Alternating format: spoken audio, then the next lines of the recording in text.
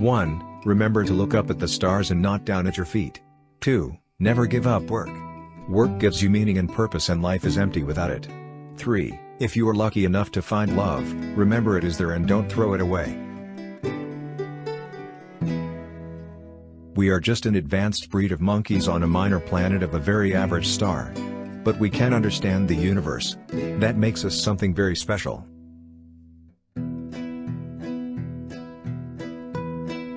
Quiet people have the loudest minds. Life would be tragic if it weren't funny. Intelligence is the ability to adapt to change. Remember to look up at the stars and not down at your feet. Try to make sense of what you see and wonder about what makes the universe exist. Be curious. And however difficult life may seem, there is always something you can do and succeed at. It surprises me how disinterested we are today about things like physics, space, the universe, and philosophy of our existence, our purpose, our final destination. It's a crazy world out there. Be curious. My expectations were reduced to zero when I was 21. Everything since then has been a bonus. The victim should have the right to end his life, if he wants. But I think it would be a great mistake. However bad life may seem, there is always something you can do, and succeed at. While there's life, there is hope. I have noticed that, even those who assert that everything is predestined and that we can change nothing about it, still look both ways before they cross the street.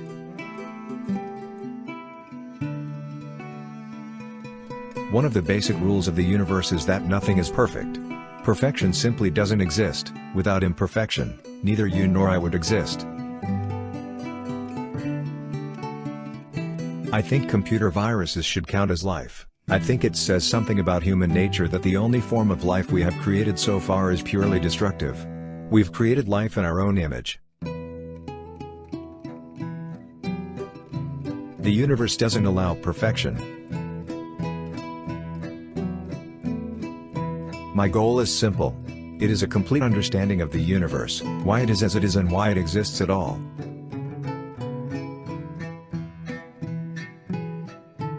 There is a fundamental difference between religion, which is based on authority, and science, which is based on observation and reason. Science will win because it works. Although I cannot move, and I have to speak through a computer, in my mind I am free. If time travel is possible, where are the tourists from the future? People who boast about their IQ are losers. The thing about smart people is that they seem like crazy people to dumb people.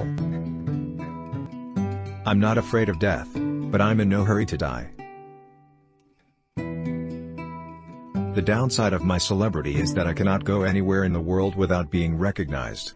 It is not enough for me to wear dark sunglasses and a wig. The wheelchair gives me away. Not only does God play dice, but He sometimes throws them where they cannot be seen. I don't think the human race will survive the next 1,000 years, unless we spread into space. So Einstein was wrong when he said, God does not play dice. Consideration of black holes suggests, not only that God does play dice, but that He sometimes confuses us by throwing them where they can't be seen. You cannot understand the glories of the universe without believing there is some supreme power behind it. I regard the afterlife to be a fairy story for people that are afraid of the dark. So long as the universe had a beginning, we could suppose it had a creator. But if the universe is really completely self-contained, having no boundary or edge, it would have neither beginning nor end. It would simply be. What place, then, for a creator? Nothing is better than reading and gaining more and more knowledge. We only have to look at ourselves to see how intelligent life might develop into something we wouldn't want to meet. To confine our attention to terrestrial matters would be to limit the human spirit. If aliens ever visit us, I think the outcome would be much as when Christopher Columbus first landed in America, which didn't turn out very well for the Native Americans. The idea of 10 dimensions might sound exciting, but they would cause real problems if you forget where you parked your car. The human capacity for guilt is such that people can always find ways to blame themselves. The increase of disorder or entropy is what distinguishes the past from the future, giving a direction to time. One is always a long way from solving a problem until one actually has the answer. Time and space are finite in extent, but they don't have any boundary or edge. They would be like the surface of the Earth, but with 2 more dimensions. It is not clear that intelligence has any long-term survival value. Be brave, be curious, be determined, overcome the odds. It can be done. We are in danger of destroying ourselves by our greed and stupidity.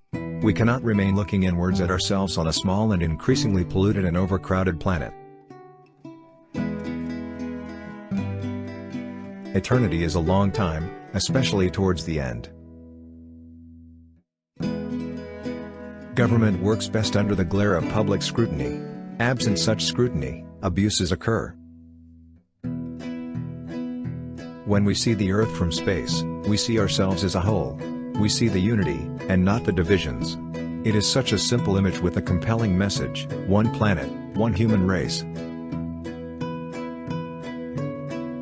The human race does not have a very good record of intelligent behavior. If the government is covering up knowledge of aliens, they are doing a better job of it than they do at anything else. I regard the brain as a computer which will stop working when its components fail. There is no heaven or afterlife for broken down computers. That is a fairy story for people afraid of the dark. We each exist for but a short time, and in that time explore but a small part of the whole universe. There could be whole anti-worlds and anti-people made out of anti-particles. However, if you meet your anti-self, don't shake hands. You would both vanish in a great flash of light. People won't have time for you if you are always angry or complaining.